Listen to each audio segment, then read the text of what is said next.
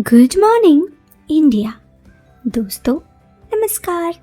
दोस्तों, हमारे चैनल की कहानियाँ आप तक रोज़ाना पहुँचती रहे, इसके लिए आप हमारे चैनल को सब्सक्राइब कर सकते हैं। इस वीडियो के पसंद आने पर आप इस वीडियो को लाइक कर सकते हैं। तो चलिए अब इस कहानी को शुरू करते हैं। ये कहानी है सोनम की। सोनम अपने नाम की तरह ही बेहद ही खूबसूरत, लंबी लंबी आंखें, गुलाबी होंठ, लाली सा चेहरा, लंबी लंबी जुल्फें जो बार बार चेहरे को छुपा जाए, ऐसी थी खूबसूरत देखने में सोनम। यूं तो गांव में भी उसके दीवाने बहुत थे, लेकिन वो किसी की दीवानी ना थी।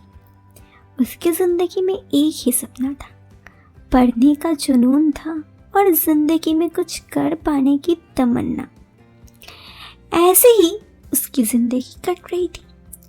12वीं के बाद जहां उसे आगे की पढ़ाई पूरी करनी थी, तो सबसे बड़ी मुश्किल उसकी ये थी कि अब कहाँ जाए। घर वालों के पास नॉर्मल जैसे गांव में होता है खेत खलियान तो था, लेकिन पढ़ाने के लिए भी पैसे थे, लेकिन रहने खाने का कुछ ज़्यादा ही पैसे लग जाते।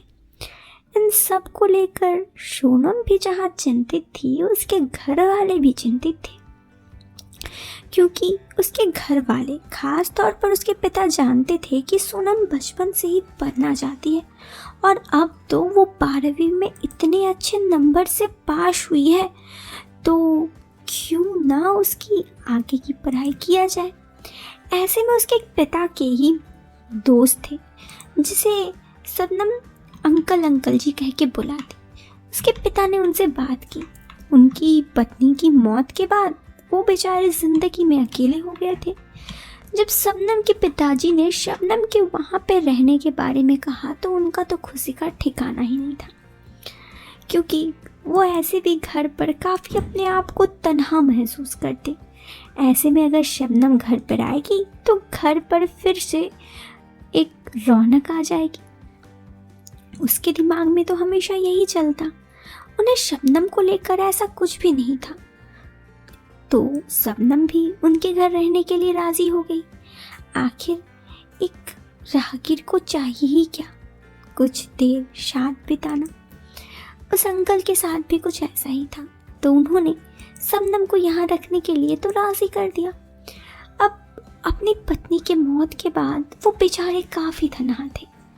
तन्हा में कभी कभी वो शराब भी पी लेते। ऐसे में कुछ दोस्ती यारी भी उनकी हो गई थी। अब जहाँ पे शराब हो वहाँ पे दोस्ती ना हो, ये तो नहीं हो सकती ना। ऐसे ही धीरे धीरे वक्त बीतने लगा। शबनम उनके घर रहने लगी, तो वो घर पर खाना बना लेती। गांव से होने के कारण शबनम को पहले ही खाना बनाना और घर की काम तो बहुत अच्छे से आता था। ऐसे में खाना बना लेना शबनम के लिए कोई बड़ी बात नहीं थी। वो कॉलेज के साथ साथ घर का भी बहुत ही अच्छे से ध्यान रखती। शबनम के वो अंकल भी इस बात से शबनम से काफ़ी खुश थे। ऐसे ही धीरे धीरे वक्त बीतने लगा। अब शबनम को उस घर में किसी भी चीज़ की दिक्कत न थी। कभी कभी उनके चाचा जी शराब पी के आते थे, लेकिन उससे क्या, वो फिर भी शबनम से बहुत अच्छे से बात करते और शराब पीकर वो घर पे ही सो जाते। ज़्यादा कुछ नहीं, शबनम उनके लिए पहले ही खाना हर दिन बना के रख देती। ऐसे ही वक्त बीतने लगा और धीरे धीरे शबनम उस घर में आगे रहने लगी। अब तो उनका उस घर पे रहते ही 1 साल बीत गया। इन 1 सालों में बहुत कुछ बदल गया। शबनम जहाँ पे थोड़ी शांत स्वभाव की थी, वो थोड़ी चुलबुली सी भी हो गई। आखिर शहर में आने का कुछ तो परिवर्तन होगा ही ना। खैर, एक दफ़ा की बात है, उस दिन शबनम की छुट्टियाँ चल रही थी, तो वो घर चली गई। वो घर जैसे ही गई, उनके ये अंकल का घर फिर से नॉर्मल पुराने जैसा बन गया। अब शबनम तो थे नहीं, तो रहने की ना खाने की कोई टाइम टेबल, बस दोस्तों के साथ शराब शराब शराब। शबनम उधर कुछ दिन गांव में रह के आई। उसके लिए ये सफ़र बहुत अच्छा था, क्योंकि बचपन से ही तो उसके गांव में ज़िंदगी बीती थी। उसे गांव में रहना सच में बेहद पसंद था। ऐसा ना था कि उसे शहर रहना पसंद नहीं था, लेकिन उसके लिए गांव और माता पिता की बात ही कुछ और थी। वो वापस से आई तो उसने देखा कि उसके जो चाचा थे, अब उनकी कुछ ज़्यादा ही दोस्ती हो गई थी।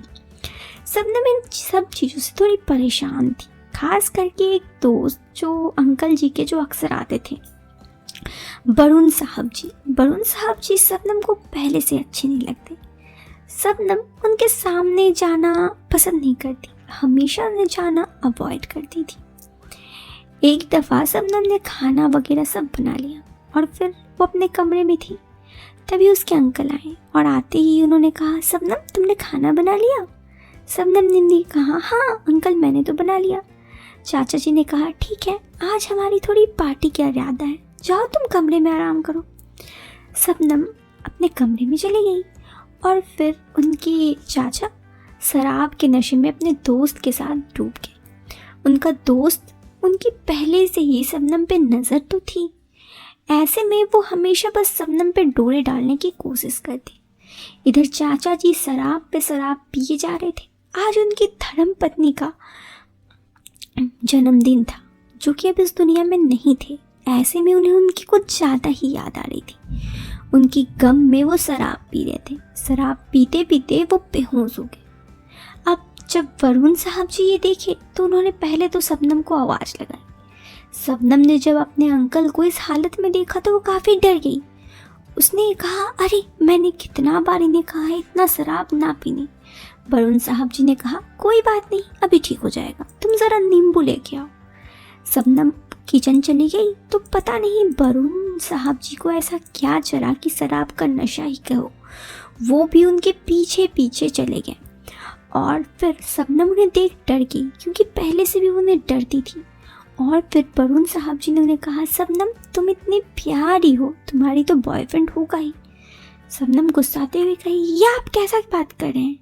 लेकिन इस पर उन्होंने उनके पीछे जाने लगे। शबनम भी डरते डरते अपने कमरे में चले गए, लेकिन तब भी वरुण भी उसके पीछे पीछे कमरे में चला गया। शबनम ने बहुत बार कहा, लेकिन वरुण जी एक बार भी नहीं सुने उनकी बात। और फिर क्या था, वो शबनम के साथ वो सब कर उस दिन सुबह होने से पहले घर छोड़ चले गए। जब सुबह अंकल को होश आया तो शबनम ने पूछा, अंकल वरुण जी कहाँ गए? क्योंकि उसे बहुत डर भी था। उसके अंकल ने कहा, आज तो वो इस शहर से बाहर जा रहा था, बस इसीलिए कल हम पार्टी कर रहे थे, वो तो अब चला गया। अब शबनम को समझ में नहीं आ रहा था अब क्या करे। कल रात जो उसके साथ वो हादसा हुआ वो उसे अंकल को बताए या फिर ना बताए, वो इस दुविधा में ही रह गई। दोस्तों कहानी यहाँ ख़त्म हो गई। आपको ये कहानी कैसी लगी कमेंट बॉक्स पे कमेंट करके ज़रूर बताएं। पसंद आई हो तो आप लाइक कर सकते हैं, चैनल पे पहली बार आए हैं तो सब्सक्राइब करें। मिलते हैं फिर एक नए वीडियो में एक नया और इंटरेस्टिंग टॉपिक के साथ। Till then bye bye, take care, bye.